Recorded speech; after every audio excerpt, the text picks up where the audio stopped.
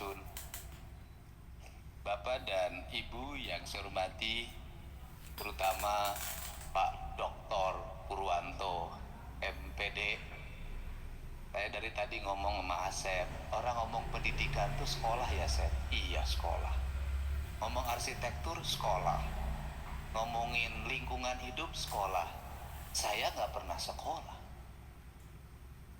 Saya nggak sekolah pendidikan, saya nggak sekolah arsitektur, saya nggak pernah sekolah memahami lingkungan hidup, karena hanya murni melalui proses penghayatan hidup, sebuah perjalanan panjang. Bahkan makin kesini saya makin malas, sudah nggak pernah baca buku lagi. Saya cukup tiap hari menikmati angin, menikmati air, menikmati kehidupan ini. Karena hari ini saya banyak menikmati bagaimana alam itu tercipta, bagaimana alam Indonesia ke depan, bagaimana pendidikan harus dibangun. Karena cacian, makian, kebencian, kafirisasi, musyrikisasi pada saya sudah dilekatkan sekian tahun yang lalu. Justru saya hari ini paling menikmati. Kenapa? Karena seluruh gagasan-gagasan dulu itu baru diakui sekarang. Lewat apa diakuinya? Apakah lewat penyebaran buku? Enggak. Apakah lewat campaign baligo? Enggak. Apakah lewat seminar? Enggak. Lewat apa? Lewat YouTube. Dengan YouTube itulah orang bisa memahami pikiran, gagasan saya secara utuh. Tak ada lagi dikaitkan dengan agama, tak ada lagi dikaitkan dengan politik. Sebuah originalitas mengalir. Saya cerita sama Asep, kalau bicara sama YouTube saya bilang orang itu kelompoknya profesional, ada rapat mingguan, ada rapat harian, ada tim perencananya, ada tim survei, ada tim riset. Saya enggak. Saya nggak pernah apa-apa. Saya hanya setiap hari melakukan apa yang hati saya menginginkan, kemudian direkam, kemudian di-post, kemudian selalu menjadi sesuatu yang diperbincangkan orang. Apa sih kita mau belajar tentang apa ini semua? Kita mau belajar tentang bahwa sumber ilmu itu adalah hati. Sudahlah. Kenapa? Sumber ilmu itu adalah hati. Karena dari hatilah mengalir mata air kecemerlangan yang bisa melakukan perubahan terhadap manusia, dan puncaknya itu bisa membentuk sebuah peradaban besar. Kita mau beradab intelektual gaya mana? Gaya barat? Saya kemarin waktu perjalanan itu cerita ke teman-teman dan cerita ke para dokter yang mendampingi saya. Saya katakan kita mau ikutin cara berpikir barat secara terus-menerus mengakibatkan kita semakin tidak mengenal diri kita. Dan pada akhirnya kita juga menjadi asing terhadap diri kita. Yang pada akhirnya kita menjadi miskin karena pemikiran itu. Saya mau cerita tentang minyak goreng yang hari ini mahal. Padahal kebun sawitnya terluas ada di Indonesia. Apa penyesalan yang ada di dalam diri saya? Kenapa negara melakukan perubahan dari minyak kelapa ke minyak sawit? Kenapa para kapital menawarkan minyak sawit kepada warga Ciamis yang sudah jago bikin minyak keletik? Kenapa menawarkan pada warga Purwakarta, warga Subang, warga Kerawang yang seluruh ibu-ibu pada waktu itu hampir dalam sebulan sekali pasti bikin minyak keletik. Sebagian digoreng, sebagian untuk rambut ibu saya yang panjang itu, sebagian itu untuk kulit saya ketika masuk sekolah agar tidak kelihatan dakian. Anda bayangkan kalau tradisi bikin minyak keletik ini diwariskan secara turun-menurun, dan kita tidak merasa bodoh, dan kita tidak merasa tertinggal, mungkin gangguan kesehatan karena pengelolaan minyak yang salah, Mungkin kadar kolesterol tidak akan menjadi perdebatan. Mungkin bangsa Indonesia ini adalah bangsa yang berdaulat, di mana ibu-ibu tidak mesti ngantri minyak goreng dalam setiap waktu, di mana ibu-ibu mandiri dalam setiap hari. Bangsa ini sudah menjadi bangsa besar sebenarnya hanya karena revolusi minyak keleti. Tetapi lagi-lagi negara dan kebijakan-kebijakannya memisahkan kaum ibu pada sebuah tradisi. Yang tradisi itu adalah tradisi sebuah bangsa besar, di mana setiap keluarga punya kemandirian dalam makanan yang tidak terintervensi oleh produksi orang lain. Kita tidak mesti gali lagi tanah, angkat pasir. Kita tidak mesti lagi gali batu, angkat pasir. Beberapa waktu yang lalu saya ngamuk, viral, hampir 6 juta penonton. Semua orang cerita ketemu ke saya, Kang Deddy kesurupan ya? Iya, saya bilang saya kesurupan mau. Kenapa? Saya marah karena beberapa orang pinter ingin merubah bambu menjadi pisang. Sebuah komoditi ecek-ecek dalam pandangan saya. Kenapa? Karena gunung itu akan longsor, mata airnya akan tercerabut, tradisinya akan berubah. Masyarakat yang tenang, yang damai, yang santai, cukup menunggu bambu ditebang, dikirim kemudian menjadi uang, akan menjadi masyarakat yang setiap hari berputar otaknya agar pisangnya menjadi panjang, agar dalam setiap waktu dia harus bersaing, menjadi stres dan depresi. Buat apa Anda hidup kalau depresi? Buat apa Anda kaya kalau depresi? Buat apa guru mendapat sertifikasi kemudian melahirkan depresi baru? Karena apa? Karena dengan sertifikasi itu Anda mengambil Avanza baru. Dengan sertifikasi itu juga Anda mengambil motor baru. Sehingga gaji yang diprediksi bahwa guru dengan sertifikasi akan sejahtera terbalik, semakin beban hutangnya semakin tinggi, stres lagi ngajar. Bukan tidak setuju sertifikasi, tapi pola pemikiran yang berubah. Nah, kenapa saya tentang itu? Kenapa? Karena ada kebudayaan yang belum tergali. Saya katakan, ada falsafah, congo nyurup karena puhu, sangkan paraning dumadi, manunggali gaulah gusti dari di sini mulai pendidikan. Nah, ini akan tercerabut, saya bilang. Ketika tercerabut, maka catchment area menjadi hilang. Ketika catchment area menjadi hilang, maka ketika berpikir jatiluhur, bukan lagi berpikir bagaimana mengelola air, tapi berpikir bagaimana mencegah longsor lagi. Otak bangsa semakin rusak lagi.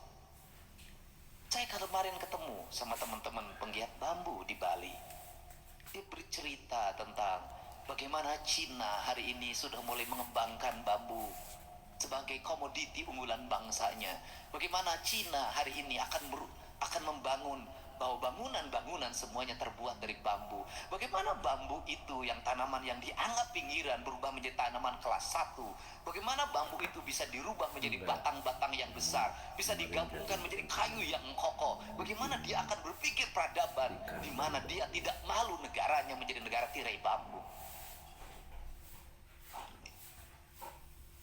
Teologi apa yang menyebabkan kerusakan berpikir pendidikan? Apa yang mengakibatkan keterpurukan dalam berpikir kemajuan? Hancurnya teologi dalam peradaban Indonesia. Dalam teologi Nusantara, kalau kita ingin menjadi bangsa besar, dan kita pernah menjadi bangsa besar, kita pernah menjadi bangsa besar dalam hamparan kerajaan Nusantara. Kita pernah menguasai India. Kita pernah menjelajah sampai Portugis. Kita pernah bahwa kapal perang kita adalah kapal perang yang ternama. Anda mewujudkan kemajuan itu dengan apa? Di sini dulu. Tapi kalau Anda ingin mewujudkan sebuah kemajuan besar, tapi pikiran Anda yang menganggap adalah yang besar itu dari bangsa lain, bukan ajaran leluhurnya, sampai kapanpun Anda tidak akan pernah menjadi orang besar dan berperadaban besar.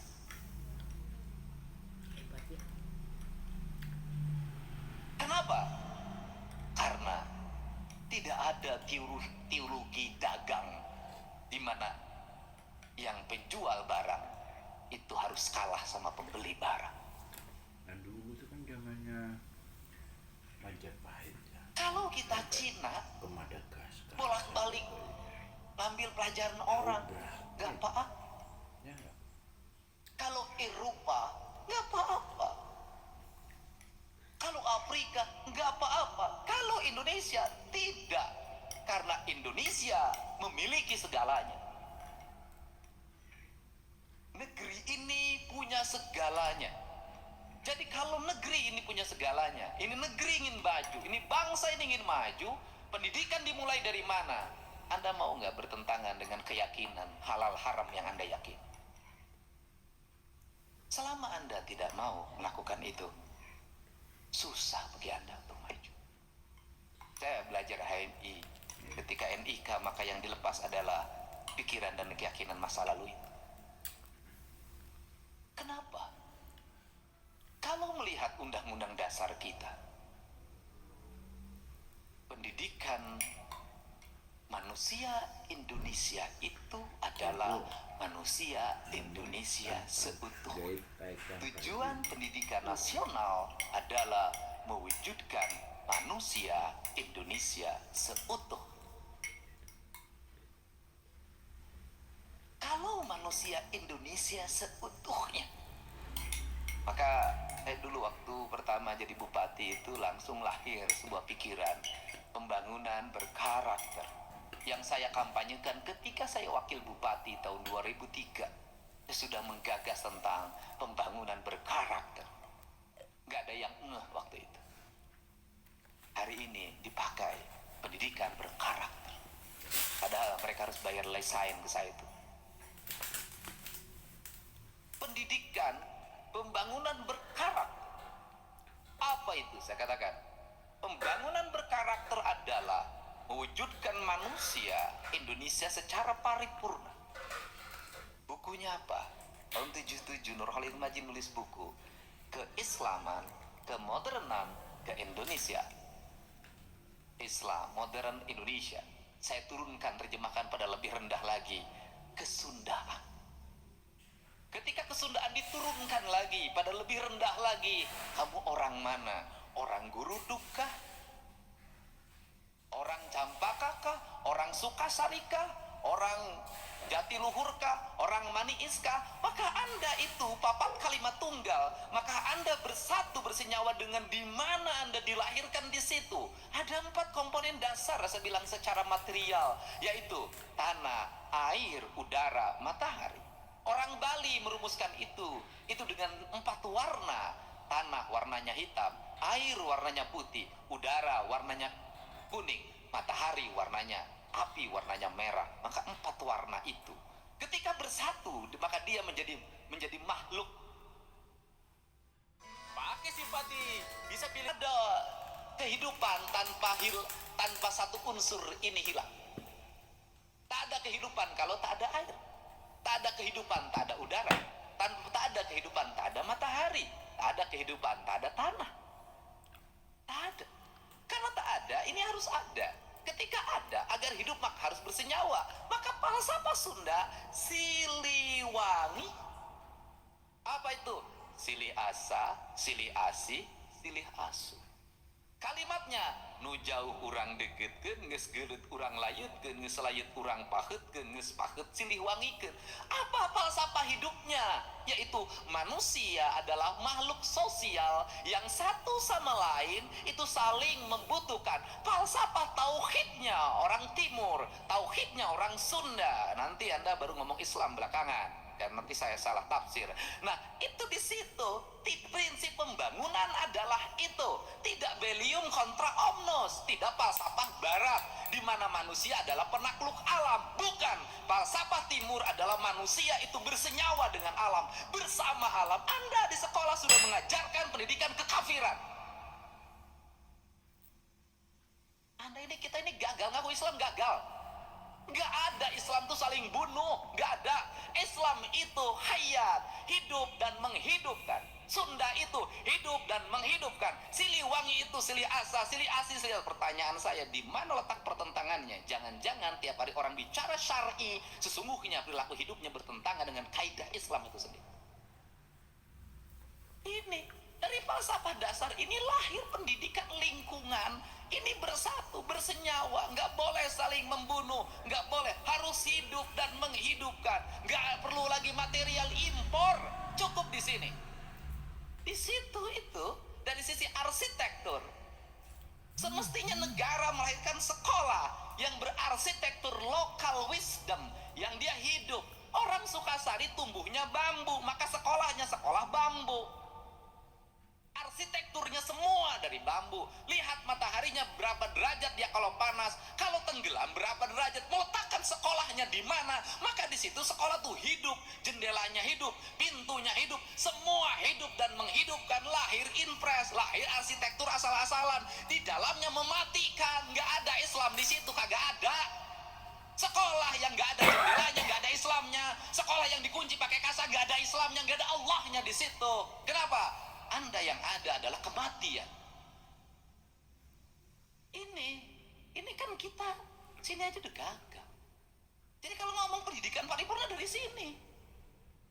Nah, nanti saya selalu ngomong guru bukan buku. Guru lepas buku, guru lepas buku, guru lepas buku. Saya dari dulu ngomongin gitu. Gurulah penentu kedaulatan murid, gurulah penentu martabat murid, gurulah penentu kelulusan murid. Maka guru tidak boleh diintervensi oleh apapun. Tidak boleh diintervensi oleh kurikulum, tidak boleh diintervensi oleh kepala sekolah, tidak boleh diintervensi oleh dinas pendidikan, oleh menteri sekalipun. Dia adalah guru, kedudukannya lebih tinggi dari menteri. Dia guru diatur-atur. Maka lahirlah guru yang merdeka, bukan guru yang terjajah. Guru yang merdeka adalah merdeka belajar. Maka dia mengajar di depan muridnya berdasarkan apa? Berdasarkan la ilaha illallah, asma Allah, bismillahirrahmanirrahim. Dia ngajar di sini. Dia dipandu oleh siapa? Oleh nur, oleh cahaya. Hei, ini Dedi, bukan ini Budi. Tanya muridmu, ibumu kemana tiap hari? Ibu saya ke pasar. Baru ibu pergi ke pasar. Ibumu kemana? Ke sekolah ngajar. Ibu pergi ke sekolah. Jangan dibikin asing. Saya waktu SD kelas 1 sudah dibikin asing. Ibu pergi ke pasar. Pan inung aing masa bulan sekali ke pasar. Bisa. Ini Budi, ini Dedi. Tidak. Maka pelajaran pertama ketika masuk kelas, kenalkan dirimu. Siapa dirimu? Tulis. Ini Dedi. Genetikanya apa? Turunan siapa? Golongan darahnya berapa? Golongan darahnya apa? Tinggi badannya berapa? Maka di situ lahirlah ilmu genetika. Lahirlah ilmu biologi. Terus mengenalkan dirinya dulu, nggak berlarang lagi. Terus bakatmu apa? Kalau sudah bakatmu apa, ya sudah, kamu bergerak di sekolah sesuai dengan bakatmu. Maka sekolah nggak ada ranking.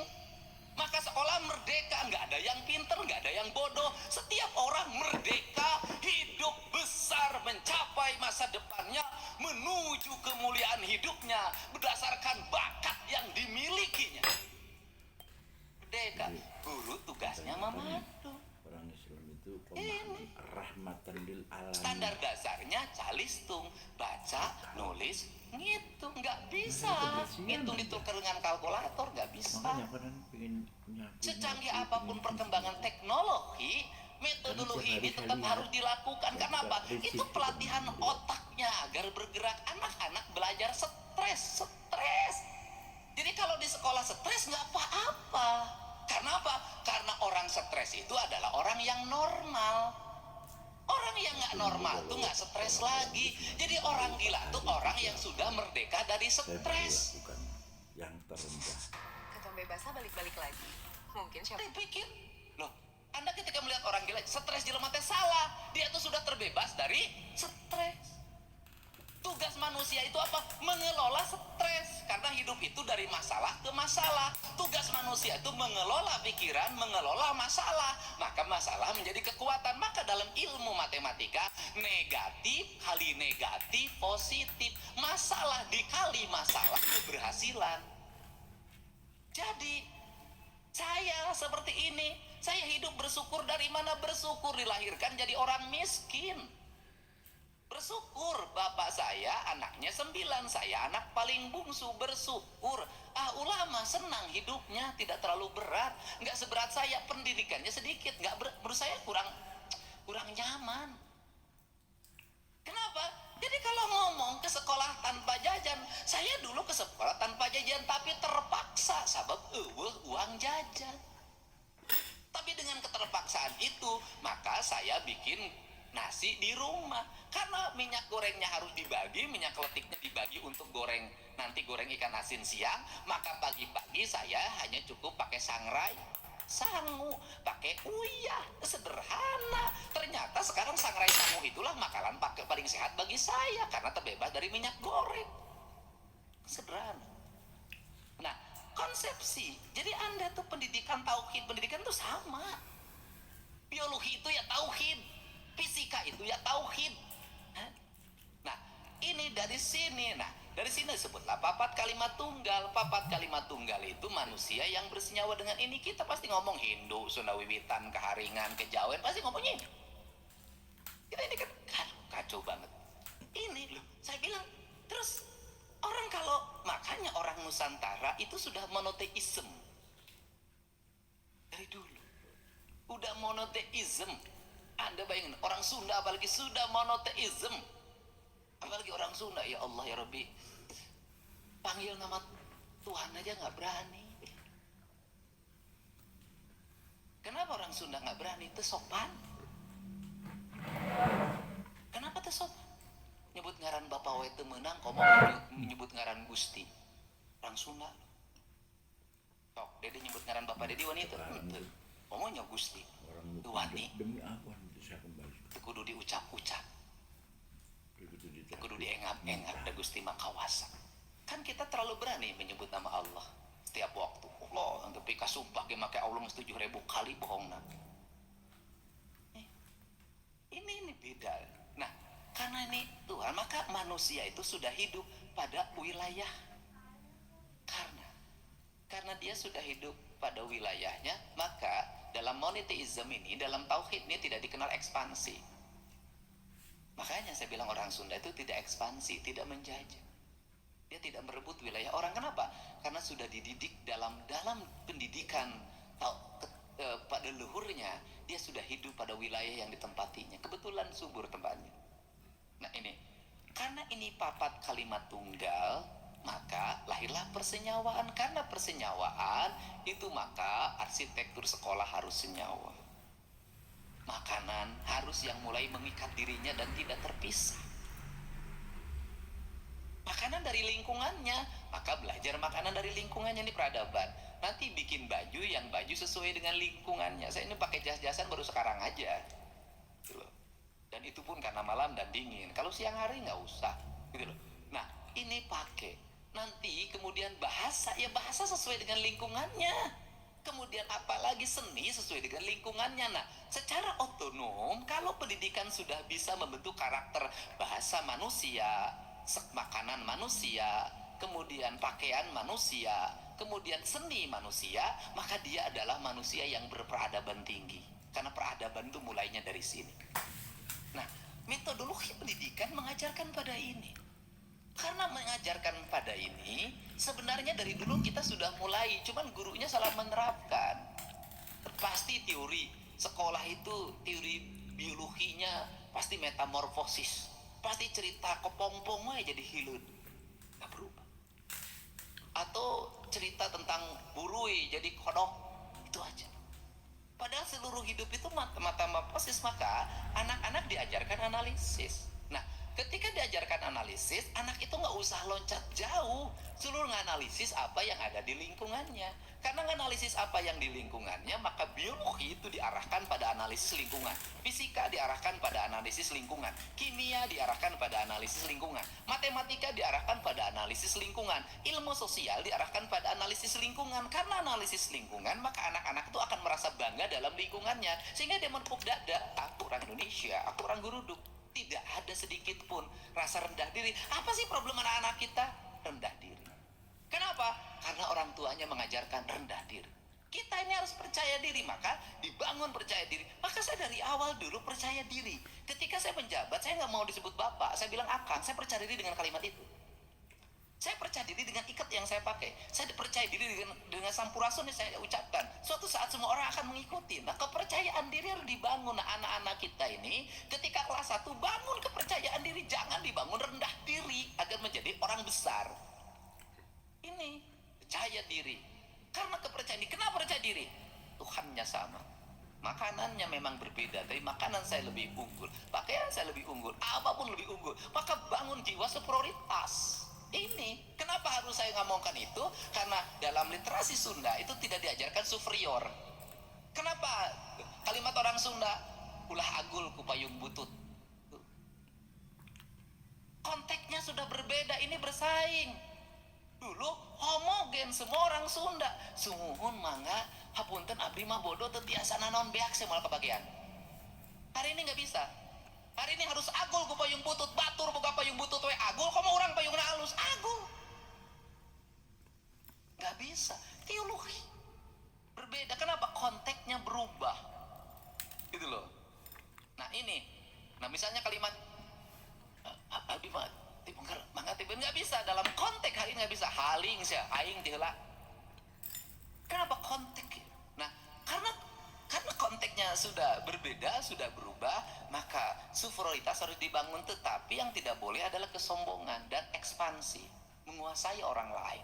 Itu yang nggak boleh. Nah, teologi ini yang sekolah harus dibangun itu. Maka saya melihat dulu kita mengatakan pelajaran teh di poe Senin sampai poe Sabtu zaman dulu. Saya yang merubah itu menjadi Jumat.